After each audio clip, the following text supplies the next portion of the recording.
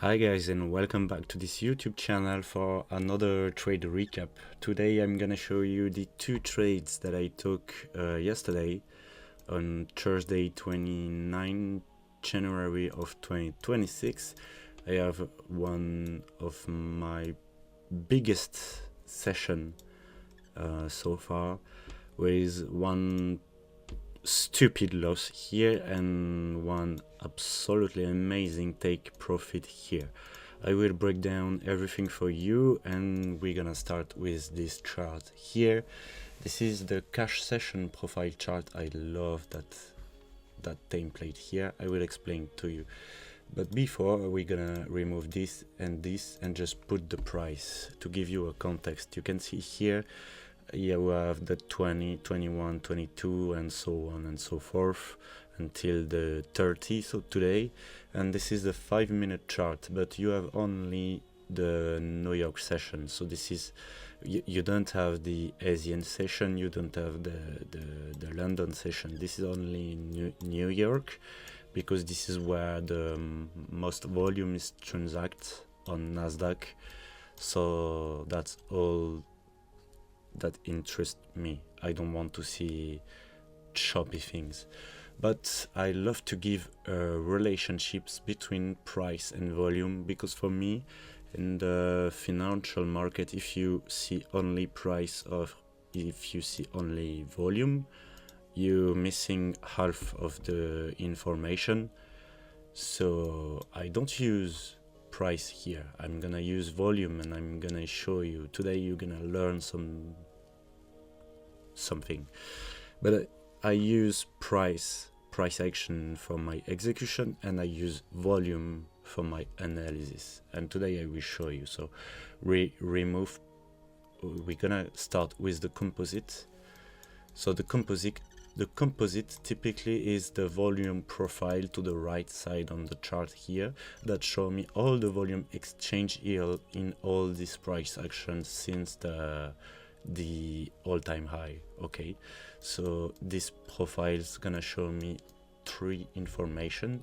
You have here the value area high, where sellers gonna step in to protect price and go back to fair value. You have here the value area low, so typically here this is where buyers gonna step in to protect price and go back to fair value. Between these two levels, this is the fair value. On here, 70% of the volume is exchange, and I think you have like 15% above and below. So this is a normal distribution. And here in purple you have the POC, or the point of control. This is where the most volume get transacted on the asset that we trade, so here Nasdaq. So typically I use this in this way. When we are above the value area high, I considering that price premium or expensive, so I want to sell here. And when we are below the value area low, we are considering cheap or discount, and I want to buy here. So typically here you have a failed auction from the sellers, and here you have a failed auction from the buyers. So here in the auction market theory, we say that here when we break that level, buyers try to push the auction higher to find new fair value, and here they failed. So this is a failed auction, because you can see sellers take back control to reclaim fair value. Okay, so this is the first information on how I use this indicator.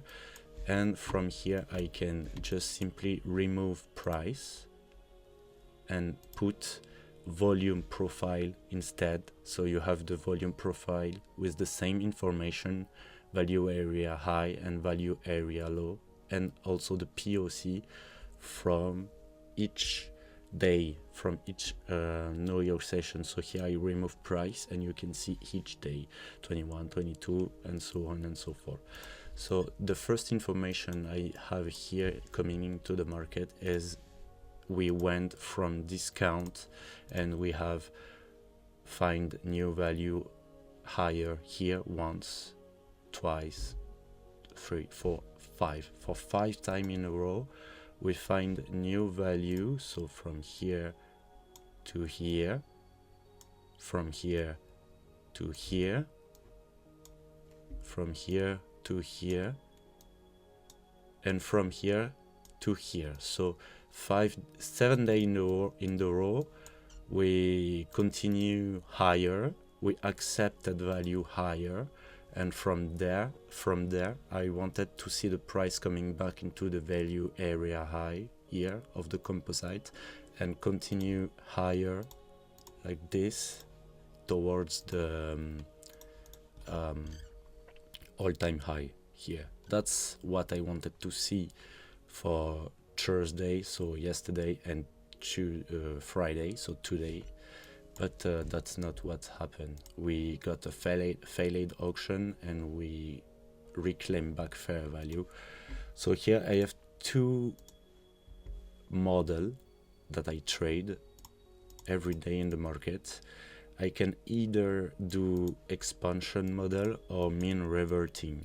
My expansion model is where we find new value above or below value area, and then I wait and want to take the retest of that level to see the continuation in the new fair value.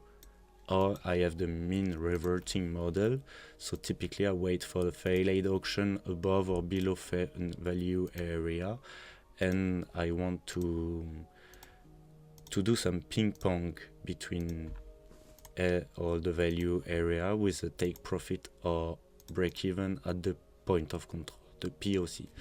Okay, so this is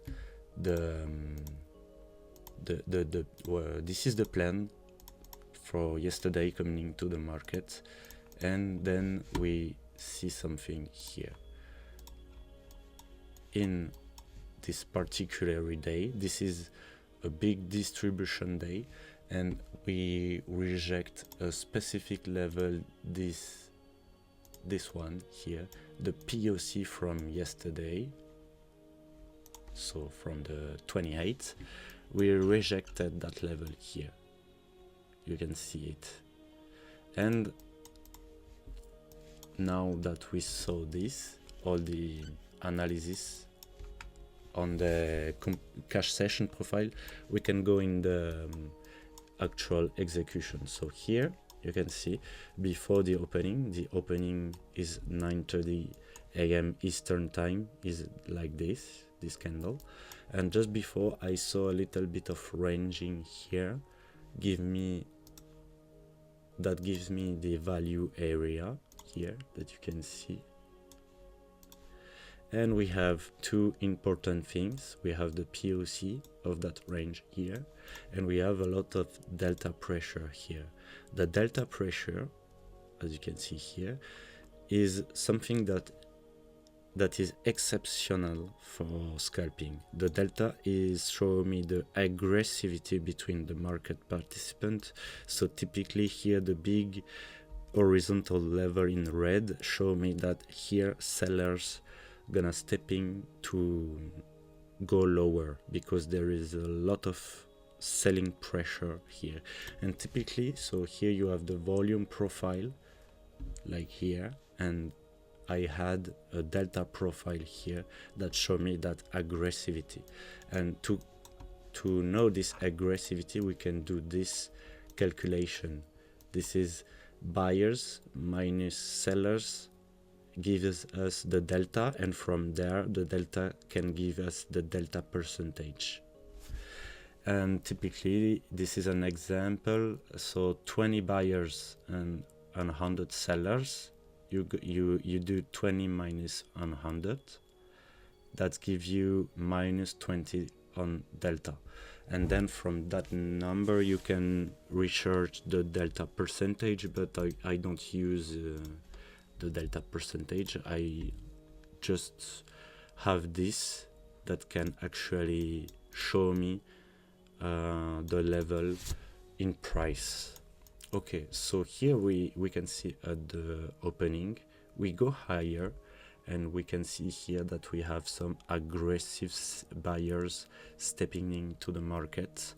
We go above the POC from yesterday and from the POC of that range, but you can see that aggressive sellers step into the market to move the price lower, and so these buyers here get absorbed.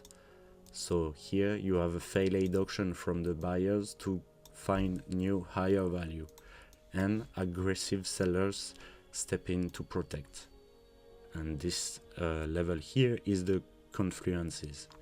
Okay, so from there is nothing to do. If you try to trade this, you trying to catch a falling knife, and that's not good. So here I wait for this level here, that, remember, is this level here. This is the value area high of the composite. So I wanted to see some sort of reaction on that specific level to take longs, as I say to you with my expansion model, but that's not what's really happened. Let me explain. Here you can see you have some really aggressive seller pushing the price to the downside once we reach that particular level. So from here you have nothing to do. You can't buy this level with a lot of selling pressure. We can also add some volume profile to actually see all that pressure here in red, comparing to all the profile, and we just continue lower. But here you can see we have some sort of reaction. We have some aggressive sellers being absorbed by this upside movement with these two aggressive buyers. So here buyers taking back control, and this level on the chart is this one. This is the value area high of the 26, and you can see the reaction come from this level here.